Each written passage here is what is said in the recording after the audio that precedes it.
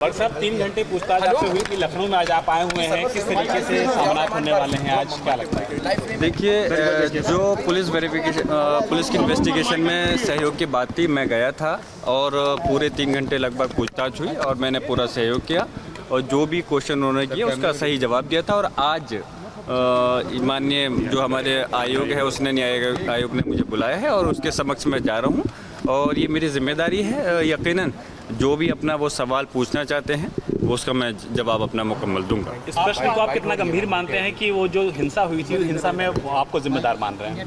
कौन जिम्मेदार मान रहे हैं? नहीं, पूछताछ हो रही है। नहीं, मैं आपसे सवाल कर रहा हूँ। आपने सवाल किया कि जिम्मेदार मानना है, जिम्मेदार कौन मानना है? सदर का जो बयान था पूछताछ में उसमें कहा गया है कि आपने भीड़ इकट्ठी कर। आप ये बताइए, आप सम्मानित पत्रकार बंधु हैं, जो 161 का बयान होता है उसके अंदर जो भी बयान देता है उसके कोई सिग्नेचर होते नहीं हैं, पुलिस लिखती है और माननीय न्यायालय के अंदर उसकी कोई वो नहीं होती।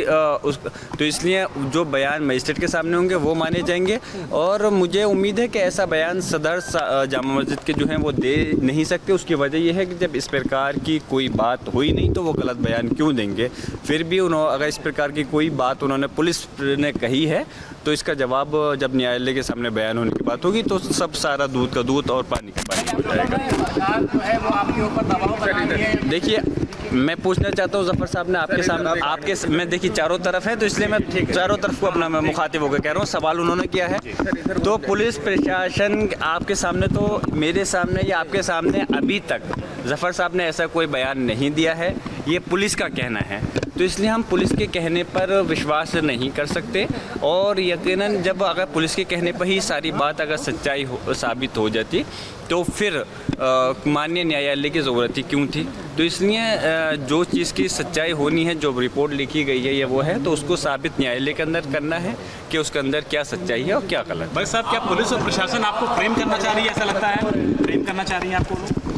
लगता तो बहुत कुछ है, लेकिन बस मैं अब ज़्यादा कुछ नहीं कहते हुए यही कहूँगा कि मुझे उम्मीद है कि इस देश के अंदर अभी जहाँ हम पुलिस प्रशासन और सरकार पर भरोसा नहीं कर सकते, हमें अभी अपने न्यायालयों पर विश्वास है और इंशाल्लाह उम्मीद है कि मुझे और हमारी जनता को कोर्ट से इंसाफ ज़रूर मिलेगा। मुकदमे दर्ज कर दिए गए सर आपके खिलाफ, बिजली चोरी और बाकी न जाने कितने देखिए, जब उनके हाथ में रिपोर्ट लिखने की पावर ताकत उनके हाथ में है तो लिख सकते हैं और लिखे हैं और यकीनन गलत है। मैं आपसे फिर से कह रहा हूँ, उस चीज़ के लिए जो मेरे खिलाफ गलत चीज़ लिखी गई है तो उसका मैं अपने आप को इंसाफ दिलाने के लिए, न्याय के लिए मैं कोर्ट का सहारा मैंने लिया है और आगे भी लूँगा और मुझे उम्मीद है मुझे वहाँ से इंसाफ मिलेगा।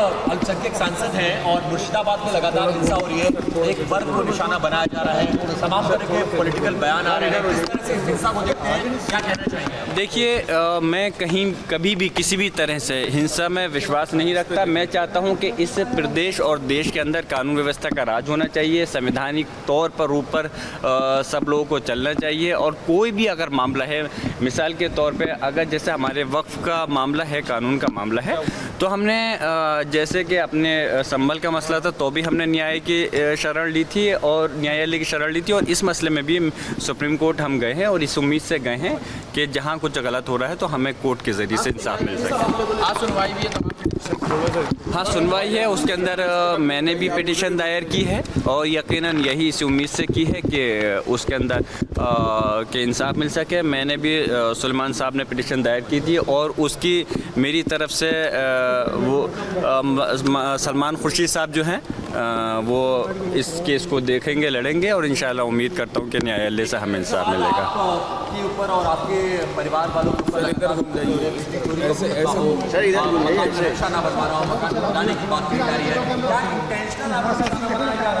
मुझसे मैं समझता हूँ आपका जो सवाल है उसी में वो जवाब भी छुपा हुआ है जो आपने कहा है। मैं आपसे यही कह रहा हूँ, जो आपने सवाल किया है उसी के अंदर जवाब भी। मैं शुक्रिया अदा करता हूँ, आपने जो कहा यकीनन कहीं ना कहीं इसमें वो चीज़ नज़र आती है। और हाँ, यकीनन ये चीज़ है, और आप लोग इसको सिर्फ मैं और आप ही नहीं कह रहे इस बात को, पूरा प्रदेश और देश इस बात को देख भी रहा है। सरकार वर्ग विशेष को परेशान करने का प्रयास। देखिए, मैं यही कह रहा हूँ कि इस प्रदेश और देश के अंदर कानून व्यवस्था संविधान का राज होना चाहिए, इस प्रकार की बात नहीं होनी चाहिए। मैं अगर सांसद हूँ, अगर मेरे खिलाफ ही अगर गलत कार्रवाई होती है तो जनता का विश्वास उठेगा। इसलिए हम चाहते हैं कि हर तबके को इंसाफ मिलना चाहिए, और हम उम्मीद करते हैं न्यायालय से हमें इंसाफ ज़रूर मिलेगा। न्यूज नेशन अब व्हाट्सएप पर खबरों की ताज़ा अपडेट के लिए न्यूज नेशन के इस QR कोड को स्कैन करें।